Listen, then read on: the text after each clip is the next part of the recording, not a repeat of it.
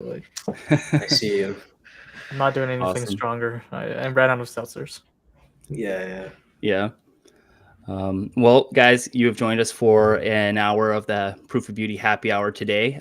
We're back on the Proof of Beauty podcast. We appreciate everyone who's taken the time to tune in with us. We are going to be making sure that today is a more casual conversation. Like we said, it's happy hour vibes today, Friday. So we just want to, hang out together, catch up with the happenings throughout the week. And I know Dave and Ash also have some pretty big updates around ABF and what's going on with that. So we're just going to hang out. Yeah, I mean, mostly this week, I guess everyone's had their heads down. So minimal syncing. We will actually use this to sync for the most part. Yeah. Yeah, especially today. I mean, yeah, dude, I can imagine, David, when you're working through the brainfuck snippets, like you just could not deal with anything else. It's like you gotta finish. Right. You have to you have to think about that had until completion, or you lose your mind. Yeah. Yeah, I'm already. I mean, to be fair, this podcast has already cut me off at the 90% mark. So I'm like, oh god, like, dude, yeah. it's just like I need to high again. Almost it's like I need to get this through. Yeah.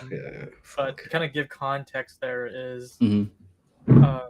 We're all well aware that brainfuck is a rather complex language to work in. And so we're trying to kind of make some of the the niceties of higher level languages presented to you, so you can focus on just the art part a little bit more. So with that in mind, I'm writing a lot of reusable sets of code that pretty much mimics a lot of high level behavior, like if statement, which doesn't technically exist within brainfuck, but you can construct it within the composite opcodes of brainfuck. So I've been spending the last few days just writing if statements, writing or statements, and statements, writing math, writing God. equals, not equals, Yeah. and revisiting a lot of my my final year of college was a lot more about programming languages. I was just sitting there and then I know I've been conceiving is okay, if we have these foundations, we can go up and start building programming paradigms with brainfuck, right? Where you can have concepts of functions within that link. You can have concepts of storage and more active data, right? So you can retrieve storage data and then have a memory location. So you can have some amount of distinction. So you're not trying to figure out, okay, where did I store something? Instead, here it's you can literally, using snippets, probably be able to do a key value into a data slot. So we're really abstracting it. But then at its core, you're still using BF to plug in the logic between all these snippets. So we're still, I think, holding true to BF, but it's pretty much as I'm hoping to get 50%. You should talk about brainfuck work. Yeah, brainfuck. Brainfuck. Brainfuck. Yeah, brainfuck. Yes, this is our new thing. Great branding. Yeah. So I think to give even more context, I've been spending the week figuring out how do we make brainfuck. Brainfuck. Yeah. That's more approachable, right? And so we've been visiting snippets, okay, if we were to add more additions to that language, what would those be? And what is, at least for us, very important, stays true to the spirit of brainfuck. Right. So to that point, we've seen so many variants, so many forks of that language, but every one of them I felt was a little bit excessive, right? They said that we have 26 alpha characters. By D, you already ran out of ideas, so they're let's just throw in more random shit into this language, and then they call it BF plus, right? Or they call it something else, right? So there's always these different variants of that same language, but we're no, we want to keep it as still brainfuck, and so we added one more opcode, and I decided to map it to the exclamation mark because I think the name is now brainfuck with an exclamation mark. That's now our fourth language. So it's brainfuck. That's cool. Right? You gotta have you have to make a gesture now. Right? But Yeah, so the last opcode, it's technically doesn't make it less or more Turing complete, but it does make your usability of it significantly better because it allows you to Yeah. lower your mental cognition to write it. Mhm. And what do I mean by that is, uh, to go into more of the technicalities, that opcode just simply resets where you are, your data pointer, all the way back to 0, which is a really big deal for brainfuck because everything else is relativistic. So if you were to write 3,000 lines of brainfuck, you got to know after 3,000 lines of code where exactly you are Oh, on your God. tape. Yeah, But right. like to do that as a human, we're not quite designed for that. And then because of like computational theory, technically you can't really analyze that too without facing the halting problem or whatever the crap. Yeah, Mhm. that's So to you run can't that really shit to do static or debugging analysis to really get that through. So the only way I think we decided to solve that problem is like, okay, if let's just say by line 100, you're like, I want to reset the data pointer to 0. So we have a new kind of clean consistent slate. place. So I Yeah. can reset my mental cognition back down to 0, and then we can work up again, right? So that's the only opcode I think we'll ever add because everything else is capably done with snippets. And then with that exclamation mark opcode, we can do some really interesting programming paradigms. So, Yeah. uh, brainfuck. Yeah. Yeah. Yeah. I kind of want to ask. Go ahead. Sorry, Go go ahead. ahead.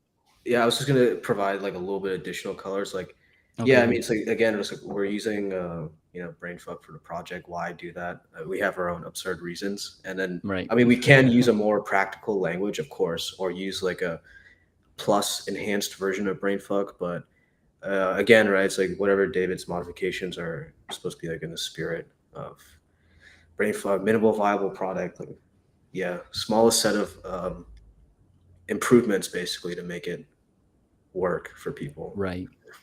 I mean, yeah, and then like it's like why brainfuck? I think a lot of people would ask us that part. Hmm. Beyond the technicalities, it's like just even spending 2 days writing snippets, it's like difference That's between I think playing Fortnite and playing Monopoly. They both have a place in your life, but there's some times where you're just like, I want to play checkers, I want to play Monopoly. It's not a fucking Unreal Engine game. It's not a complex loot system. It's just moving things around, and you know that within the minimalism, there is still fun. And like yeah, BF holds so true to that aspect, even though there's some times where it's just like aneurysm inducing to figure out why it's not working, Hmm. but it's so elegant that like you're like, okay, well, this is all I got. This is what I'm gonna have to work with, and you have to be creative about how you solve the problems, right? On that note, have you come across any major constraints or like restrictions so far where you're like, oh my God, I want to put this through, but I just cannot figure out how to do it in BF? Well, that's why we have an exclamation mark. I think that's Yeah. that's. Create the I forks. spent Yeah. like a day just sitting there, like, how can I do this without an exclamation mark? And there Hmm. was like, well, there's just no particularly elegant way to do it. Um, that is as straightforward as if the language just had that and 3 lines of support in the interpreter. Right. So I want to say there's probably is a solution to do the exclamation mark without actually having it in the brainfuck language. Um, but that's beyond my cognition. well, it's a nicety, right? It's Mm. like resetting the data pointer to 0 is a nicety, which is why it's Mm. omitted from the language, right? But Yes. yeah, it's like Um, a small nicety versus like adding a bunch of different opcodes that brainfuck plus is doing. I think changes everything. So yeah, so to that point is like there's some value to the fact that you're like it's still the brainfuck paradigm. As in like you got a linear set of data. Like you can't like store data in another pool. Like you got one place to store it. You can either store it on your left or on your right of where you are of your current pointer, and that's about it. Like that paradigm, we Mm. don't want to lose it. Where I feel like a lot of these plus variants of the language, they kind of lose that quality. yeah, Where the you're like, data tape is abstracted by with all these opcodes yeah, and yeah. So managing. here it's just like if we're gonna be doing functions, it's like we're manipulating functions by storing extra data within the tape. that records if you made a function call. It records if you want to make another function call. It kind of like creates like a registry that's like, okay, you want to make a call the next time, it processes it for you or whatever, right? Like it's still brainfuck. We're not adding new conceptual paradigms to that virtual machine, which Are there a lot of people adding to brainfuck? Like, are you finding that there are multiple forks out there? Oh, Are there there any is. There's options? infinite. Yeah, there's Yeah. infinite forks. I Because yeah. it's the most popular like playground language for like people fucking Okay. around with interpreters. And so like the simplest like the reason why there's so many forks is because you can do arbitrary mapping of like one opcode to another. So there's like Okay. I think there's yeah. like a monkey version where someone mapped all the opcodes to like ooh. Dude, we got to do an April Fool's. Dude, that's where it's fucking just, like, hilarious, dude. where it's just like I love the one where it was just like Yeah. the carrot is literally mapped to this move pointer to the Yeah, left by one. yeah. It's like oh, so verbose. I It's can just verbose imagine brainfuck, like you yeah. see like some of the snippet code being used. It's just like a list. This moves that. This moves here. This increments. It's literally like so machine absurd, right? robot talk. Yeah. It's hilarious. Yeah, and I'd say we got to lean into it. I think that's Yeah. that kind of absurdist. The meme around triviality. brainfuck is so palpable because it's been around forever, like way longer than any of the shit on Twitter. So yeah, the monkey one's particularly hilarious. I think it's called orangutan or something like that. Have you guys come across any opcodes that you're like, wow, this would work really well on the platform we're building? In the plus variant, it was really just again the exclamation mark. I think all the languages, if I look at it, I'm just like, well, you know, the BF plus specifically adds like 36 new opcodes. And then of all the 36, I just was like, only these two opcodes, which is reflected in the exclamation mark, is the only ones I think are irreproducible without, you know, like we could do everything else with snippets. Yeah. Those two are the things we need to get the job done. And so reductively speaking, we literally took the bare minimum. But in that way, it's just like the language is so impractical that none of these forks are technically viable yet. Like there's no They're all meme shitty. around it. Yeah. Right? Like they're all shitty. So we have a presented opportunity to establish a genuinely applicable, usable versions of that language. Because every other language they're not creating it with an application in mind, right? They're just creating it for fun. Whereas we are actually thinking about utility, but then preserving philosophy of the language.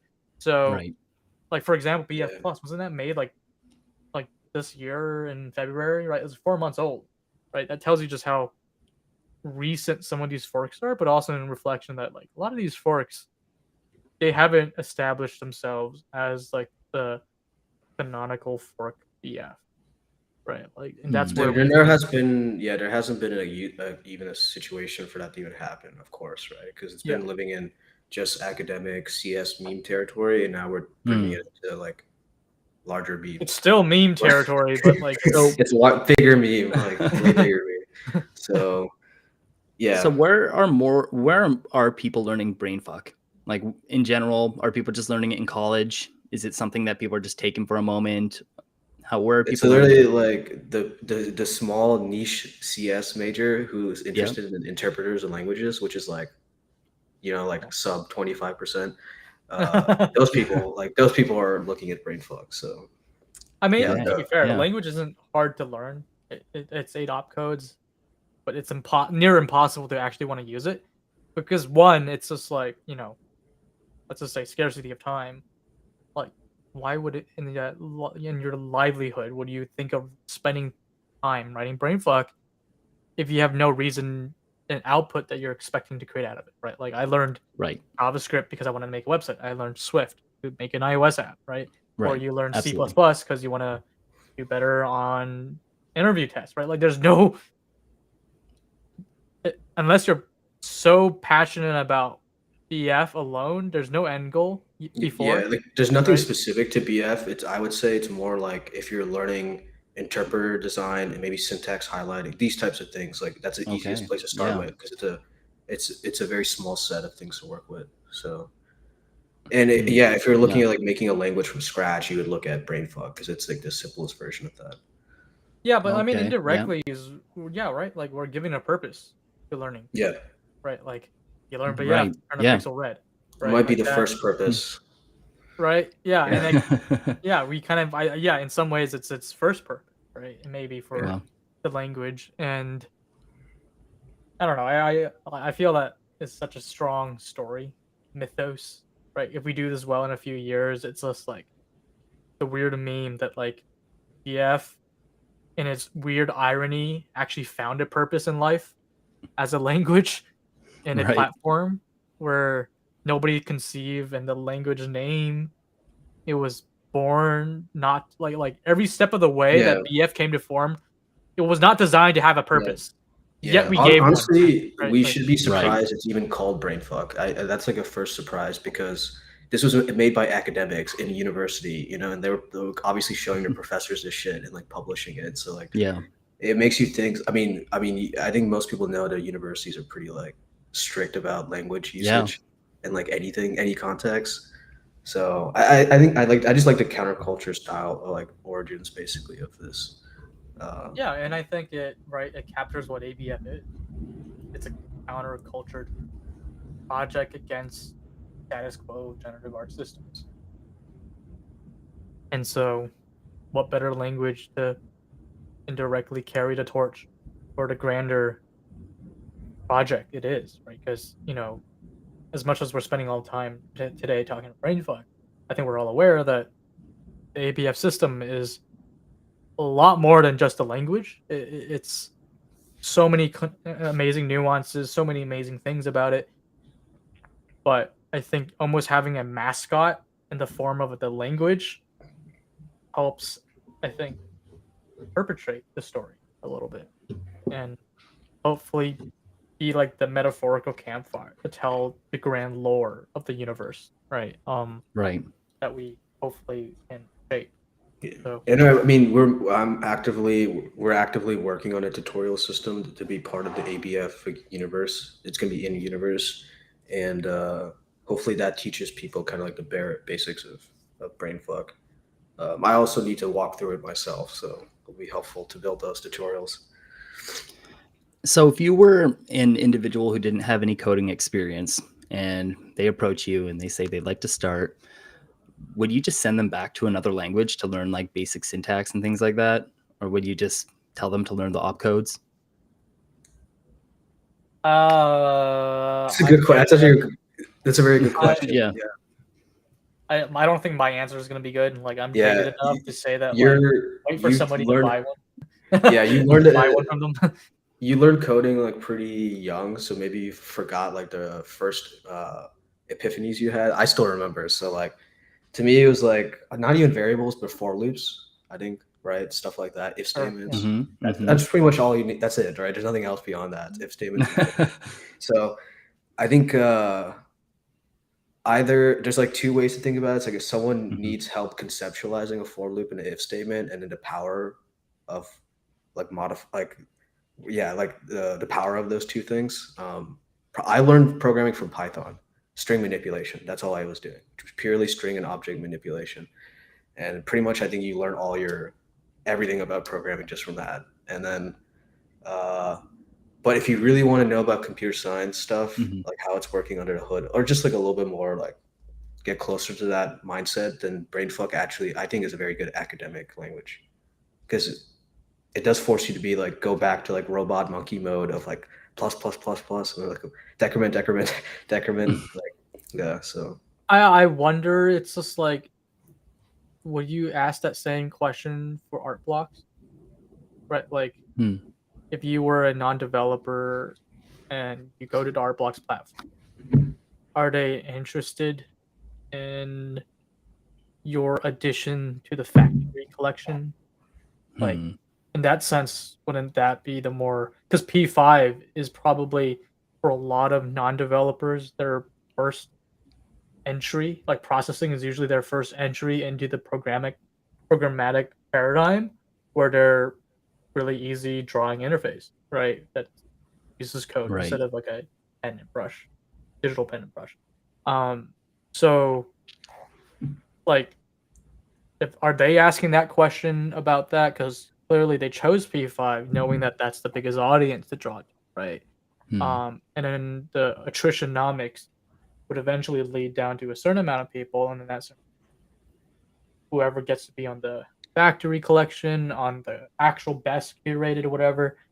And I wonder for ABF, it's like I think in alpha, since everything about alpha is so much centric around the developer experience, I think it's easy to ask is like, okay, how do we lower that ceiling as much as we can?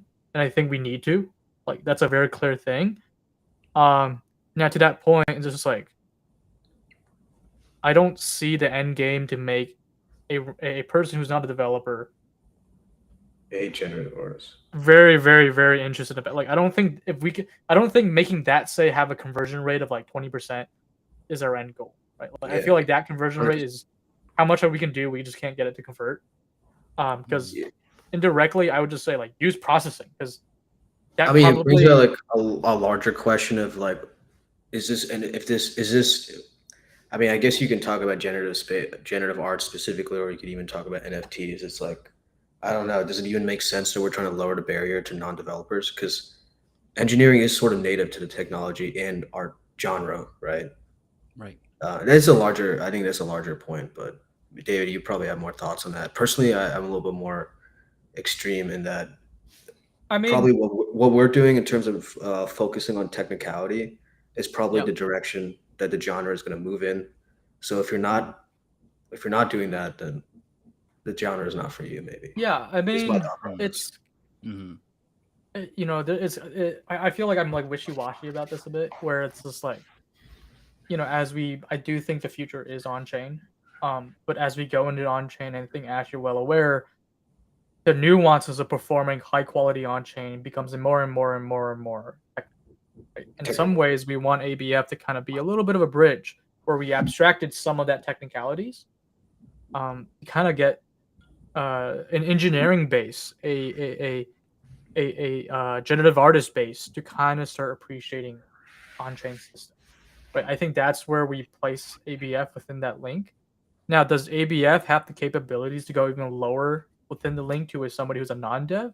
I think perfectly capable, given that we want to do it through GUI-based tooling that writes the code for you, right? But at that point, you know, that to me is like a very conscious decision making of our philosophy of how do we approach growing the pie of NFTs on the project, right? You know, it's feasible. We can do it. It's I think in my eyes, it's like I'm not 100% convinced it's something that we need to do in a high price sense. But then Yeah. again, it's on our table. It's a ticket on our. I mean, I guess we should say we may do it. That's pretty much the best We may answer. do it. That's We, yeah. we may do it because it's not really certain the direction of things. And I mean, we can talk on a larger point of like, all right, which way is things going? Is things going to go more towards like the manifold style of GUI tools for like non-technical artists? Maybe, probably yes for that specific genre of uploading a file asset to IPFS and then that's it.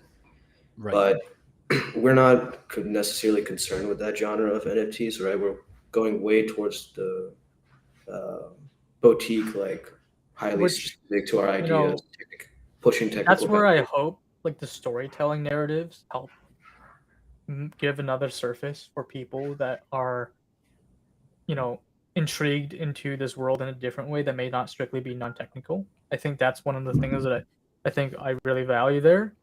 But even in the spirit of supporting that, if that does mean making maybe a GUI'd version like 8-bito, like that kind of like pixel art, like if that makes sense to help support that crowd in the lore building, I can say that as a stronger maybe, stronger yes, than just a flat neutral. But then to Yeah, kind of 'cause use our it in goal is another not to way, make it easier for people. That's not really the goal. yeah, The like we goal is chose to the make BF it. language. Right? Yeah, We already yeah, like this is the hill yeah, we died on. We're gonna yeah. live or die on, right? Like it. Exactly. Yeah. Like the goal is really towards like as much meaningful experience, right, on both sides, from the consumer and the creator. And I mean, the ease of that is not our concern, really. So and Right. that's why. and so to take a step back and you know outside of ABF, like in another on-chain context, can we in fact build stuff that are little bit more accommodating to non-developers and abstract enough black boxes, possibly. I think, with our kind of concepts for very advanced renderers that pretty much predicated upon that you have enough money to store raster images on chain, it pretty much does what you would expect a standard PFP project to do, but just on chain liveliness is all there. Like you get all the assets, the benefits. But if that's the case, then sure, there could be a team. If it's us, could not be us that structures a product line that's strictly saying, hey, like I'm going to create you the best PFP generator, and it happens to be on chain, right? Like he may have to eat a little gas, but nothing's IPFS based. Like that could be a way to go into on chain. But like right now, it's like, is that something we're planning to do? Maybe not. Probably not. Right. But that could be a path, right? Because I mean, if we do it, it's probably for our own usage. It's probably for our own usage. Yeah. Right. Have you guys been seeing, and this is a little bit off topic, but I'm just curious if you guys have any insights on this. Have you guys been seeing any of the talk around in-chain art projects? Oh Lord, what does that even I don't mean? know. I don't know what that means. I know, right? It gets me a little confused, so I wanted to see if either you had any knowledge on it. I actually just came across it shortly before hopping on the pod, and I was like, "What? Is there a what tweet the about heck is this? this?" Like, Let me see. Yeah, I saw it earlier today. I feel like I've heard this term. I just don't remember exactly why I've heard this. While we're on this point, David, do you have any idea why SS Store 2 is not standard way of doing things? Is it because it's write only? It's just I think it's branding. SS Store 2 is mostly conceptualized as a contract storage vehicle, and SS Store, which is more of a generalized storage engine. So like we're also talking about an industry that like for the life of them cannot leave the OpenSea spec of a metadata, right? Like this is as advanced as they got, right? Yeah. So 721A is considered the bleeding edge, which to an argument, if you were to ask some of those like true DeFi monkeys, it's like, you guys are still playing in the tutorial. Scrubs. Like, yeah, you guys are scrubs. Like so like more advanced designs and like proxy designs that are actually we're bottlenecked primarily by indexers. Fuck, dude, Jesus. Okay. Like genuinely we are. Like genuinely it's indexes, but the thing is it's like weird, right? It's like we're bottlenecked by indexes because we're not pushing hard enough on indexes. Because nobody wants to talk to Big Daddy, OpenSea, and Slab. Yeah, I mean, someone needs to spank those fuckers. Jesus. But and I mean, indirectly, if you look at the blue chips, like how many of those are asking more than just like an IPFS bounce, right? Like it. It's like there's no pressure, there's no amount of upward force that's asking OpenSea to say you need to do better, right? And that sucks. But if they're not willing to move, on-chain mafia put some pressure on OS. And hopefully Zoro backs us. Yeah, but we were talking about. Happen to find this tweet on in-chain. It's like I'm digging around right now to see if I can find the tweet that I found. You can only see it on the EVM. Like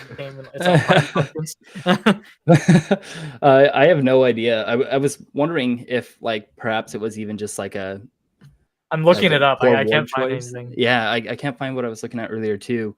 But I mean, like in-chain versus on-chain. If it's in-chain, wouldn't it technically just be on-chain? You know what I mean? If they're trying to make the distinction between like art blocks being on-chain and in-chain bein like a strong, like what we're describing as on-chain, right? I can kind of see what you're saying. Then, yeah, that it's not really, it's not on-chain as in it's a state readable value. It's more like it's calculatable in chain. Actually, that makes kind of that wording kind of makes sense. No, I think because I think if you were to go on chain a Xerox chain.art, right? Like if you go to what is on chain, they have a rating scale, right? So if it's just data stored, they qualify it technically on chain, I guess. Right? Like I guess it's data dumps, right? Or you store at 2, like so they have a rating of 3 stars, right? So 1 star is data stored in a call data. So that means you got nothing to compute. It's just reference information, right? And then the 2 star is data stored via S store, which means it's a little bit more interactive, a little bit more expensive to do that. But you need an external script to render it. So that's kind of like art blocks. Okay. I guess. And then the 3-star on ZeroXChain.art, it's stored and rendered on chain. So if the in-chain terminology is implying the 3rd star kind of rating, sure, I guess that makes sense. But I kind of mentally went to the idea that like on-chain is 3 stars. 2 stars not on-chain. That's not on-chain. Right. That's provenance on-chain, right? Like that's a fundamental difference there. And at 1 Right. star, that's still provenance on-chain, right? Like if this is the argument, couldn't you argue stuff like Bored Apes with their provenance on-chain, but not their actual assets? It's like what, like would those qualify as 1 or 2 stars? It's like that's like it gets a little blurry in my eyes, but Right. It's all made up. words are all made up. It's all made up. It's all in our head. Do you guys know of any projects that have successfully put out a multi-chain NFT yet? Well, the indexers, I think. Well, what do you mean by multi-chain? Like Existing on 2 chains? like I one mean, NFT when collection? the conversation we had this week actually was kind of along this, in this realm of like, if you have one NFT and you're trying to like put layers on top of it, but those layers were stored in different chains. All you had to store was the location. As long as the indexer could reference those chains, calculate, and Yeah. then apply back. It's Okay. if that's what you mean by multi-chain. I guess in my mind, I'm thinking like, has somebody succeeded at, for example, putting like the base information on, say, a layer 1 and then taking advantage of a layer 2 in order to decrease the cost of working with those NFTs or anything? I think akin that's to the that? natural. That's a natural next step Yes. for if once indexers support that type of shit. But I don't think anyone's done that. Yeah, I mean, we've been thinking about designs like that for Hash from like a very long time ago. Because Like, you can what do if, insane shit if that's the case, right? Because you can Right. have like just a reference on L1 and then like a huge operation on some like dumb chain to right, know like if you think about it for like Hash, right? What if title descriptions are on L2, comments Mhm. are on L2, upvotes are on L2, but the Right. actual main asset is on L1, right? Like Yeah, exactly.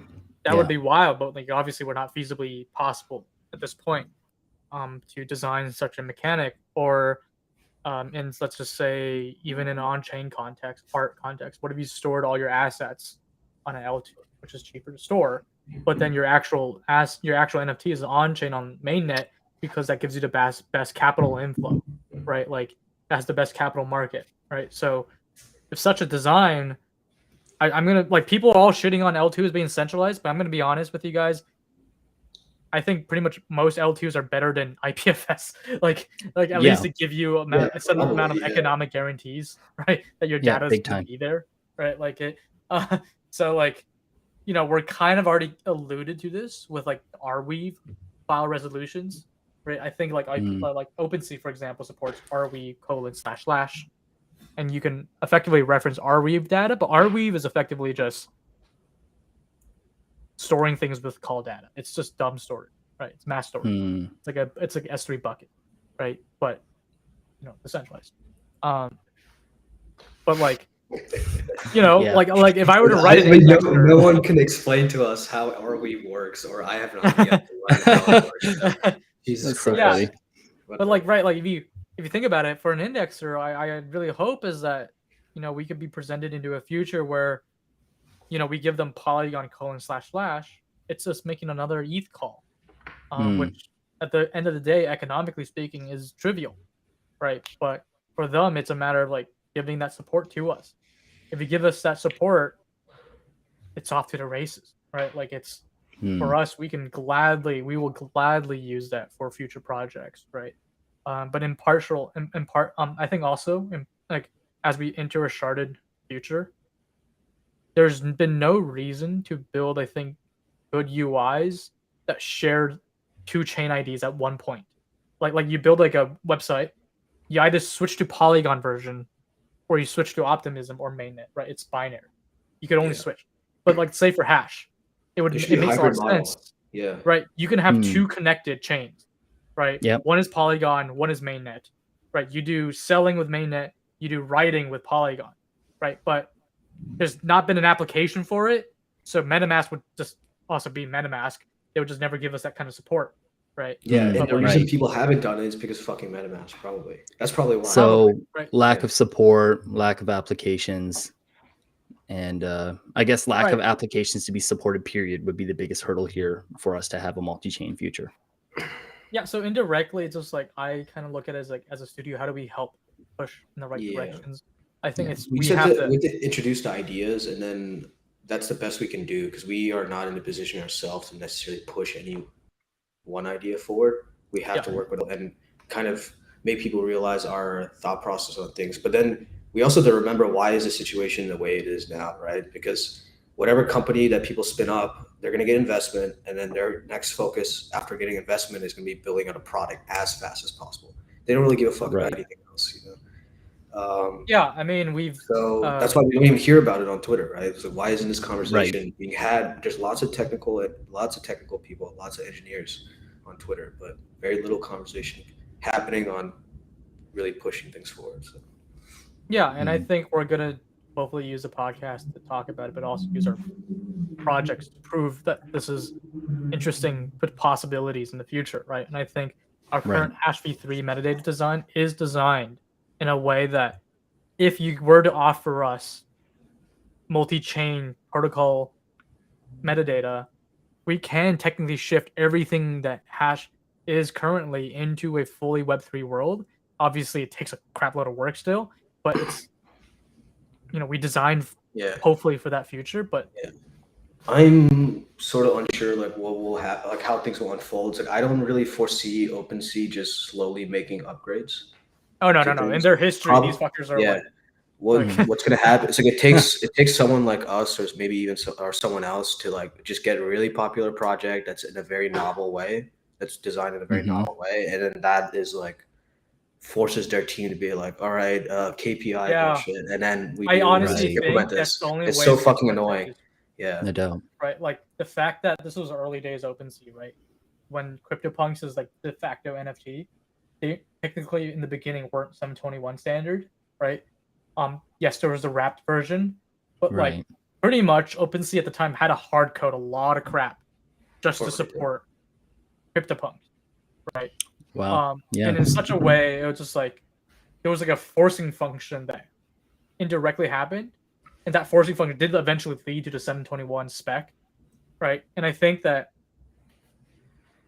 we operate in an industry where the issuance, surprisingly, if not surprisingly, but actually kind of holds all the core power, right? Like if you issue well, you can start demanding. If you have the market, then the marketplaces has to react, right? But then our current issuance has largely conformed to what the marketplace expects, right? Mm.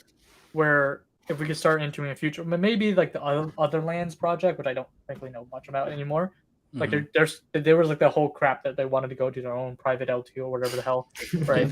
Yeah. In such a way, it's Yeah. like I think they're stuck in that forcing function parameter problem, right? It's like, do we need to go create our own little world where that forcing function doesn't exist, or do we need to force this one through to the present players that we need them to have buy-in into whatever interactive world that they were proposing to build, right?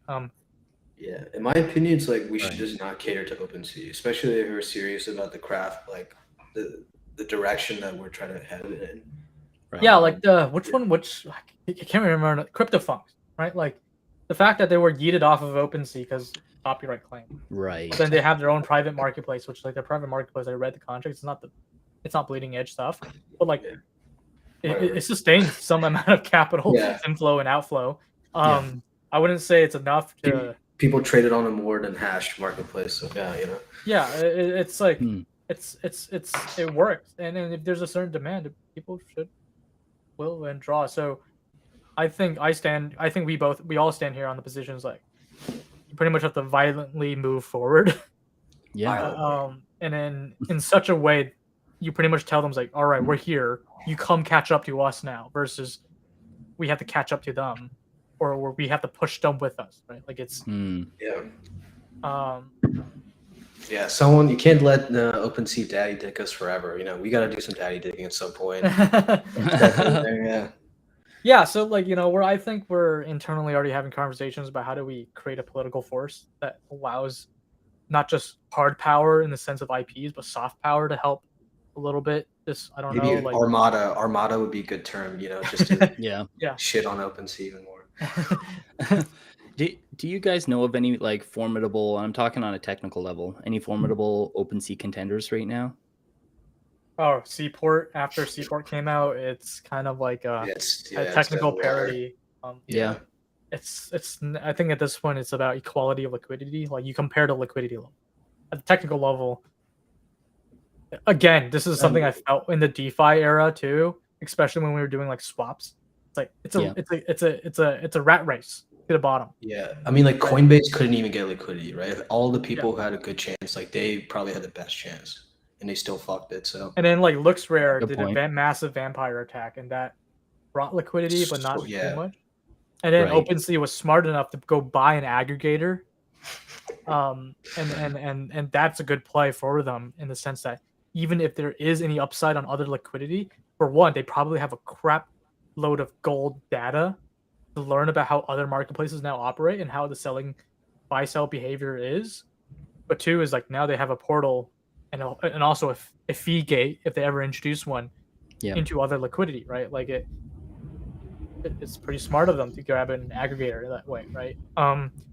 But like, yeah, like the vampire attacks are just didn't quite work. Not to say that I haven't purchased an MT not on OpenSea. I've probably Mhm. bought something at through Genie or through Gem on like X2, Y2 or LooksRare or whatever. yeah. I'm certainly probably have done that, but I've never probably bought it directly on their websites.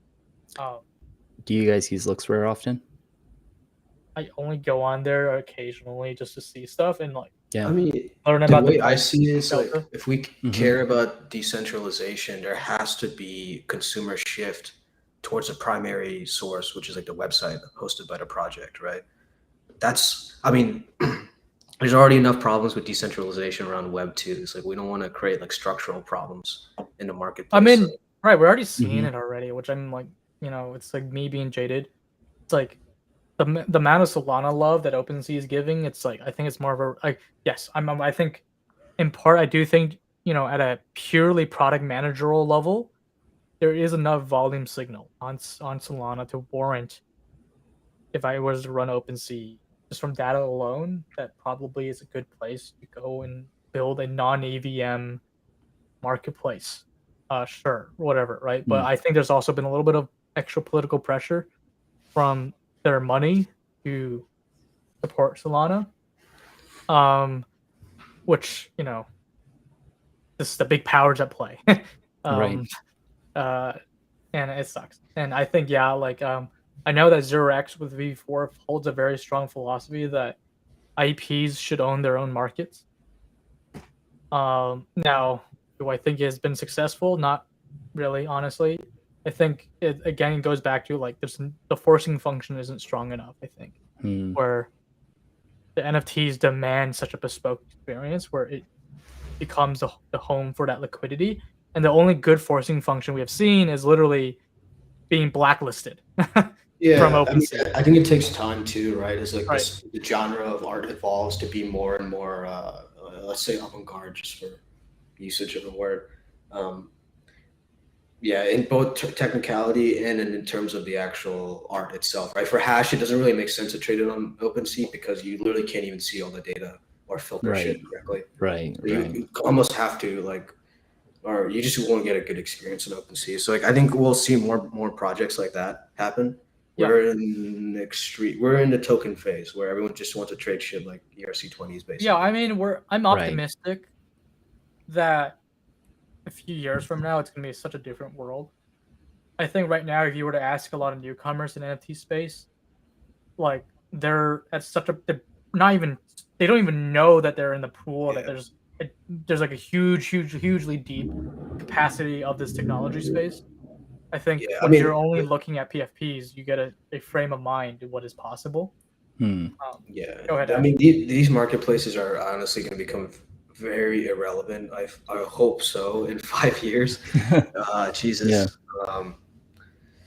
Yeah, just like I think. I mean, Right now, yeah. they take a 5% fee, right? It's like when we were talking about Bitcoin 2.5. payment processing back in 2.5, yeah. So I mean, the same shit as credit cards, right? So like, I mean, that was really the genesis of crypto. Was people pissed off at Mastercard and Visa from like from a practicality sense, and like obviously that idea never took off. Maybe it's a horrible example, but hopefully the people do get pissed off about the marketplace. I mean, rate. people are 2.5% Right, rate is pretty big. Yeah. And it's in full irony, OpenSea is laying off 20% of their staff right now. Yeah. Considering Yeah. their distraction from this God. all. Yeah. We need like a healthy amount of cynicism and optimism for this thing to work. Because like, I mean, look, Right. no one gives a shit about credit card fees. I've not heard one person or even a businessman complain about it. Right? It just becomes normalized. You And can write those off. I think the key thing is like we need competition. Like, I think as a tech head, right? Like, I think the best thing we've ever had over the last as like a PC thing is like the fact that AMD and Intel are actually fighting, right? Like there's actually fights. Like Yes, like Intel was sleeping on the wheel, right? Indirectly, a lot of competitive markets, even if they're duopolies, we're not in a place where we have a meaningful duopoly right now. we pretty much have a monopoly with a lot of small players, like that are like almost like little serfdoms within the grand kingdom of OpenSea. If Luxfer can actually put a good fight and say, hey, I'm going to charge 2% with this kind of UI, wouldn't be surprised in 2 weeks, a few sprints later, OpenSea supports that UI, right? Right. In their own ways, right? But they just don't have that forcing function. Right? So that's like, I think it's a matter of time, right? Like you can't be making that much money, raise that much money, and not have the smartest people gunning for you, and at least one of these smart group of people getting it right, and you making that one mistake that gave them the opportunity to do that. Like I think I believe in the free market enough that's hopefully can happen a bit. Right. And on that note, I'm wondering like how many of the smartest people as you're thinking about are working for OpenSea, working for not that many. Yeah. Honestly, in my opinion, it's like even if you look at the tech space as a whole, right? It's like it's surprising that I mean or I guess it's not actually surprising. The tech giants are all very well run. Right, Google, Amazon. I mean, these are extreme level teams and leadership, right? So like, that's how they're able to get that far. I don't think we've seen that in crypto so far. Coinbase is the only company that comes close. Maybe Gemini in terms of their discipline. Yeah, Gemini's done pretty good. Coinbase, they kind of wasted money on their massive comps packages and hasn't really done anything for them. They're just getting more nervous now. That's really what we're seeing, right? But the fact they're able to survive since 2012, I think that shows discipline. I mean, we're looking at currently all the lending lending companies going defunct because of 3AC getting crapped, right? And Celsius is fucked, right? They're actually bankrupt. I think they're filing for a chapter 11. They are. I think. Yeah, they did. So that kind of is like, this is like, I it's like I literally should get a T-shirt to say this. It's like the best thing to do in crypto is to freaking outlive everybody. But like, I read the blog. I think OpenSea was about 200 something people, I think, and they're laying off down to 20%. So do the math. Industry standard 20% layoff. Right? Yeah, it seems that way. Right. And the funny thing is, they even told us like, yeah, we're gonna lay off, so we can guarantee a 5-year runway, which I was like, that's a lot of years. Like, technically speaking, wouldn't they have 4 years of runway if they hadn't laid off 20%? I mean, yeah, and I'm like, you know what I mean? That doesn't check out. That doesn't check out. Well, I'm just being silly, but no, for real. I'm thinking like these guys here, if they would have just managed their funds more effectively, the same amount of money could have taken them 4 years instead of 5 years, without having to make the layoffs. I mean, yeah, they need 2 years to prove themselves. I not to strictly comment on OpenSea's quality of personnel, but they've had troubles in its history. I think it's they have had the whole issue of insider trading. I think Dan Finzer, he had it probably took a huge toll on him just to have to command a ship under him with such a problem, right? And I think that working at a company that deals with trading infrastructure, it was hammered into us from day zero at 0x that this is hard, not allowed in our culture. And I'd be very, very, very, very, very surprised if I heard one day that 0x does that. If it does, it's be like, wow, then the culture had to shift so much away from that. So like, I do think I have the sentiment, and maybe Ash, you can even say this about. I think I can read a company's health by looking at your product pretty easily. Yes. And like OpenSea hasn't changed in a few years, product UI level, and I think the turmoil didn't help at all. They bought the Dharma team because of it's an acquisition high, but two is maybe the banking licenses they own, or whatever fiat ramps they own. Yeah. Observing these tech businesses is honestly like both entertainment and like disheartening, because I mean, look, they just got addicted there. It's hard. It's not hard to imagine you get essentially complacent due to income. Yeah. It's not complicated, right? So they didn't have to do shit. They just got lucky, and then I grew up with one of my parents working at Yahoo, and this was the height of Yahoo in the Silicon Valley, right? And like in only a few years, even quarters, Google just came in and just like bopped them, like, and then Yahoo just shrunk, right? Like you don't see, like I still remember, like I had notebooks where I was a dumb young kid. I just had Yahoo stickers plastered on it because that's my mom just kept like bringing back like Yahoo stickers, right? But now it's like in a few years, I don't like I remember, we had they would give like like buses to ferry people to and from headquarters. Right. They're all purple Yahoo trucks. I mean buses. And when I was younger, you see those everywhere on the highway of like Silicon Valley. But then in a few years, it's all Google. It's all silver, Apple, right? Or if it's black, it's probably some random company in San Francisco. I mean, remember AOL? Right. AOL used to be the biggest fucking internet company ever, right? And then they went defunct like so fast, just because like they just had an incorrect strategy of like they're trying to make native experiences for every web app thing, like either it was mail or browser or whatever it was, right? News, everything they try to make native, and they just didn't have strategy. They just didn't think about it. Now, I say this all as much as like I can crap on OpenSea. I don't ever want to wish a company to its failure. Like I've interacted with their team since 2017 and 2018. I'm not like on the ground with them, but I was definitely privy that until recently with this NFT boom, these guys were starving to get themselves across and have a company still living. And it was only until recently that like I think the gluttony of the wealth maybe. And that's also true. Like they didn't know how to react. They had a hard time. Yeah, they had hard times for sure. And so like, like there was there's time where I think for them, they were even equality and laughing stock within the DeFi era, right? Like it was like, there was jokes like these guys are the crazies, but like I think the guys that really are passionate about NFTs knew that they actually are working on something, but it's like waiting for the day that it actually times well.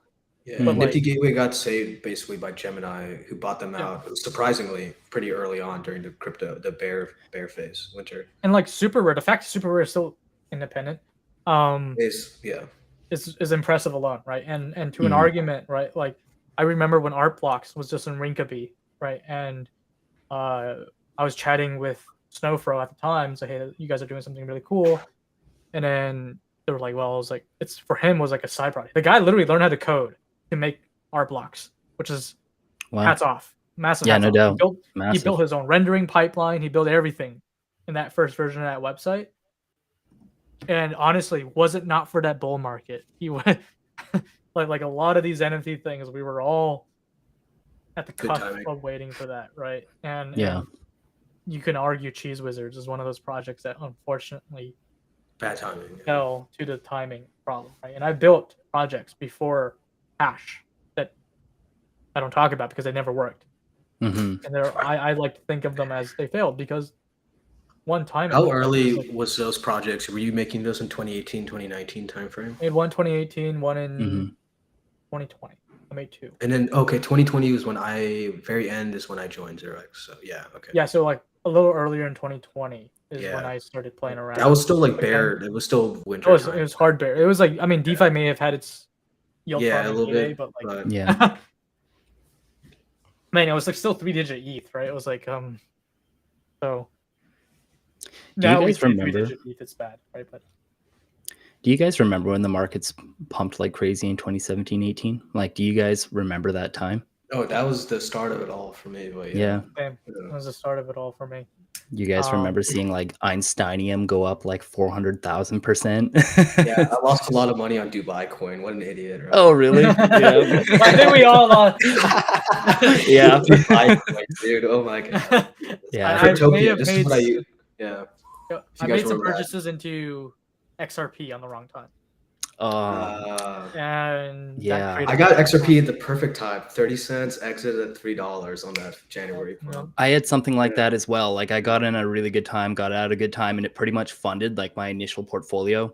Yeah. And then I put it in some other DeFi coins, and some of them did good, and the others cratered really hard. And now, whenever I see the team on Twitter, I'm like, you bastards!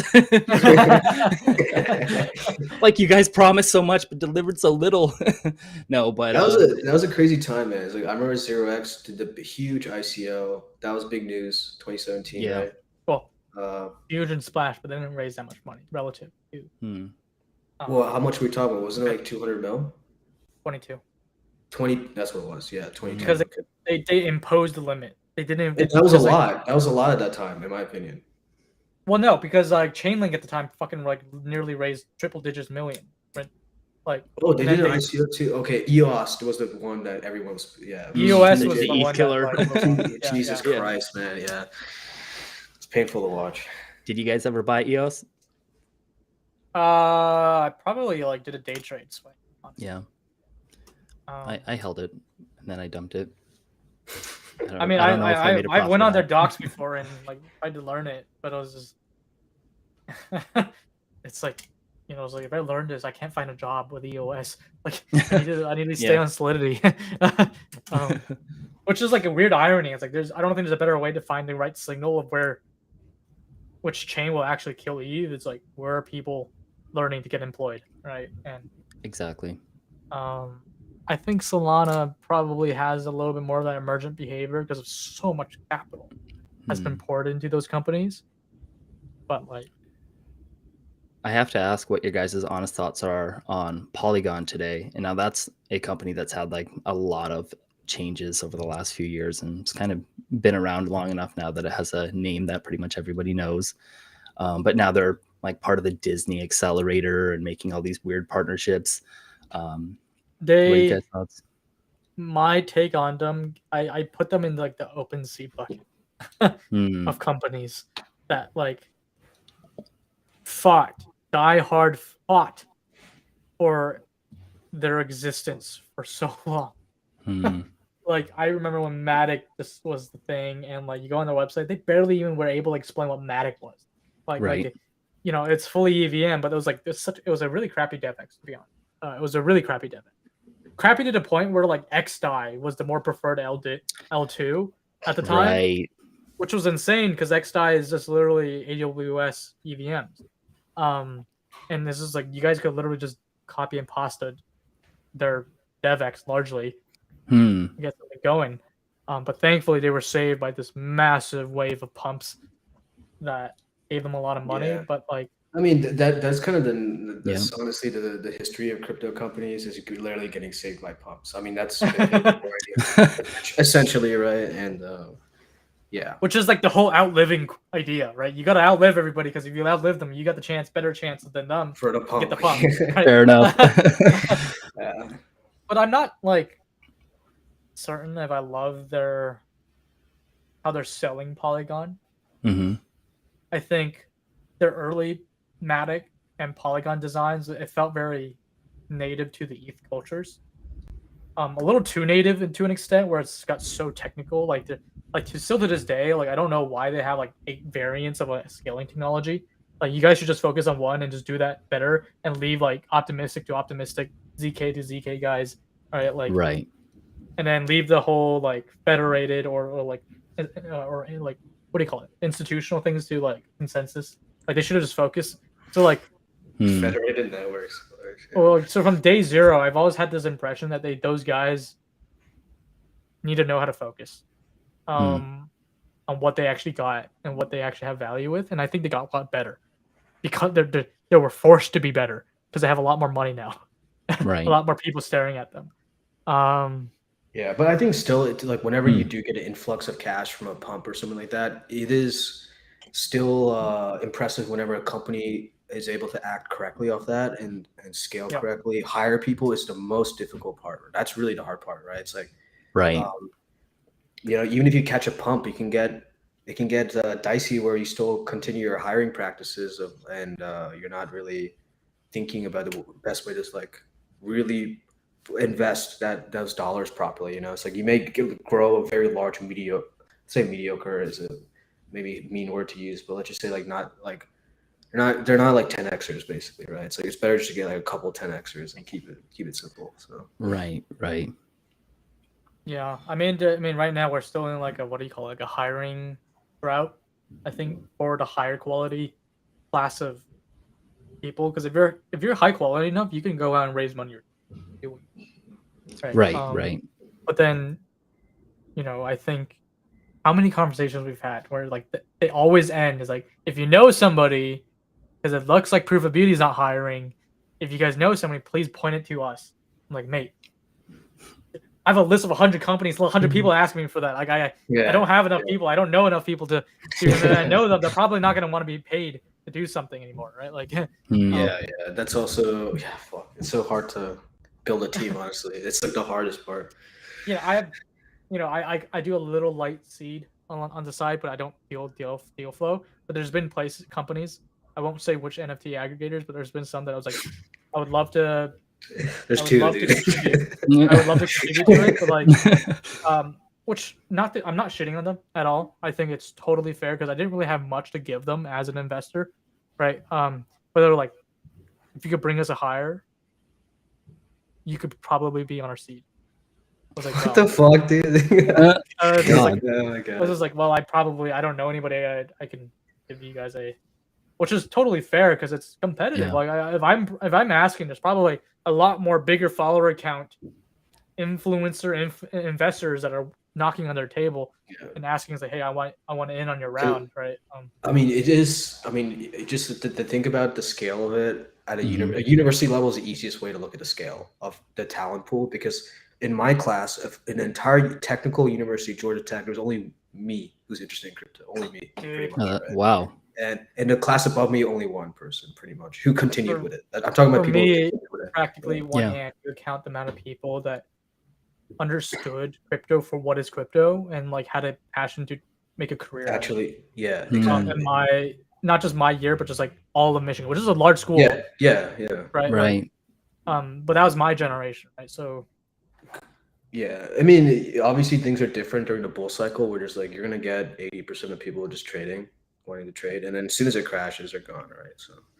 Right. Yeah. I mean, like I found interesting was Phantom. Like I looked at their team, which a lot of them are X0X people, which makes sense.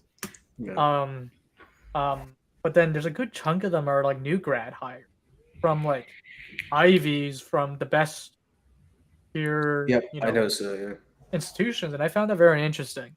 That the new like there's just like this body of like these are the kids that like will get the VC fellowships, right, and all that cool kids club stuff that you would do in the professional level, and they're going to Solana, and it's just not. I don't know if it's the same. It's not going to be the same experience. I think that I had or you had. In terms I think they're not the same breed as our generation, where we literally had everybody in their power telling us, like, you guys are crazy. Not that like saying like don't do what you're doing. They're just like. We don't. Yeah, I don't get it. But not just that, but it's also the working conditions. Like, so like I know for sure. It's like if I like the BitPay experience would have not been at even close to as valuable if I was working remote. And it's just like I had the opportunity to get radicalized. I don't know if people are really getting that experience now. I don't know. I don't think so. I really don't think so. It depends on the companies, I think. Well, I can tell you for sure though, when I was working at 0x, it definitely felt night and day difference between BitPay. I was not really. I was a full layer removed. It's like they call me, I do the stuff they tell me to do, and then I'm out. Right? It's like there's nothing else. I think 0x at the time you joined was at that transitioning point where there's so many new people and so many of the older folks left. Yeah. They that had to do like that. Yeah. there was a little bit of a shift. But like, if I were to say like when I joined the company, that kind of generation of people that were still there, I think we all collectively were That makes sense. evangelizing ourselves. But like, there was a point where I just kind of also felt like this wasn't home anymore as Zurex. Like I think there was a few new hires like after me that I was very, very, very, very inclined to because they had such a curious mind in such a way that like I just felt motivated by their own evangelizing. But then I do think as the company grew and the bull market came, a lot of people had just pursued other passions, right? And I guess Ash and I were part of that same boat, right?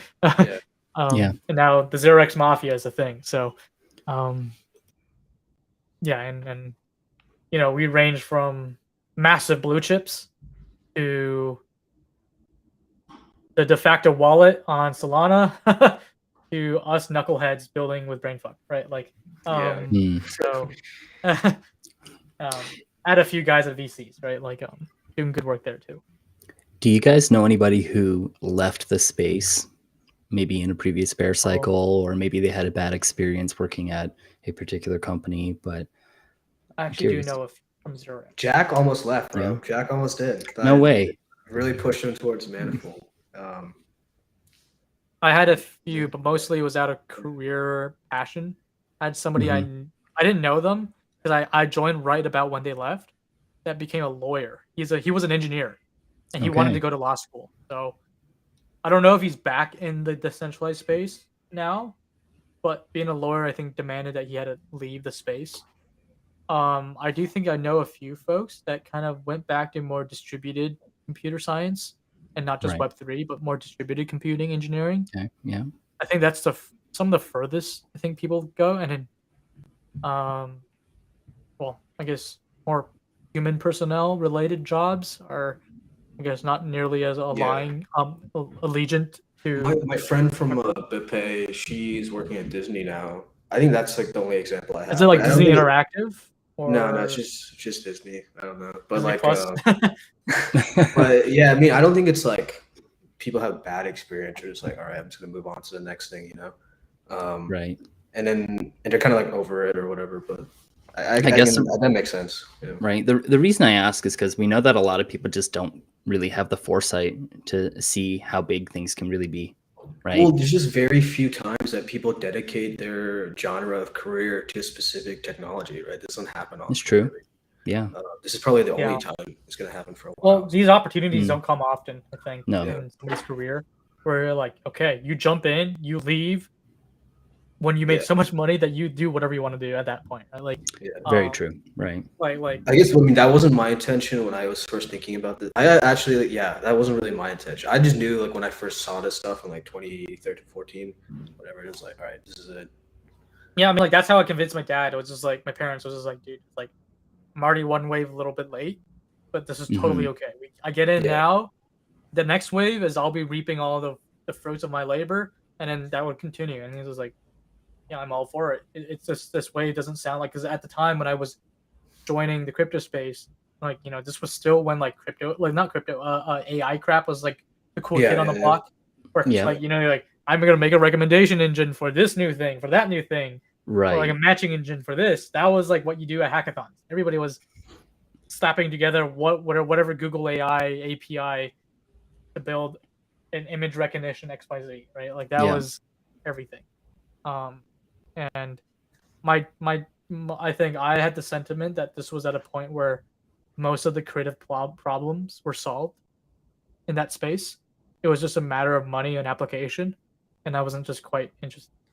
And so at the time, crypto DeFi just sounded a lot more of like a 0 to 1 problem. But then, like, at a point, DeFi became that to me as well. Like when I was working on swap UIs, I was just like, well, this is a money and people problem now. Like it's not like a intellectual challenge of how to solve these problems. Just build a pretty UI and spend enough money to buy them into your user as a user, right? User acquisition, right? And I think that's where I wanted to shift in NFTs. And I think, at least, I the more I do NFTs, the more I feel like there's just massive groundswells of things that we haven't even dared to think of yet, as a collective industry. Right. So it keeps me going. That's keeping me going. I think is, these on-chain stuff, the ABF stuff. It's fucking, it's Yeah. exciting. Like as much as like this is my living, it's like Yeah. It's very exciting.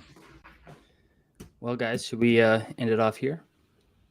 I feel like that's a pretty great conversation. Unless there's anything else you guys want to sure. talk about or add here.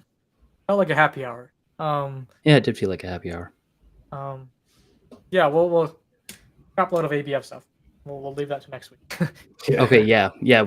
Right now, I know you guys are working really hard on ABF, so I can imagine for the next little while until like post beta or maybe even until full launch, we're always going to have some exciting updates to bring. So, for people listening to the podcast, this is the best opportunity you're going to get to stay on top of ABF and to actually understand it on a technical level, because I do feel like you guys do give a lot of depth into what you're building. So with that, guys, if you'd like to join the conversation, you can hit us up on Discord, discord.gg/POB. We're always excited to have people join and to, I don't know, help cater towards people's interests. We're all super passionate about the space, and we're always excited when we come across others who are as well. And so thank you guys for tuning in. Make sure to like, subscribe, and we will see you guys next Friday.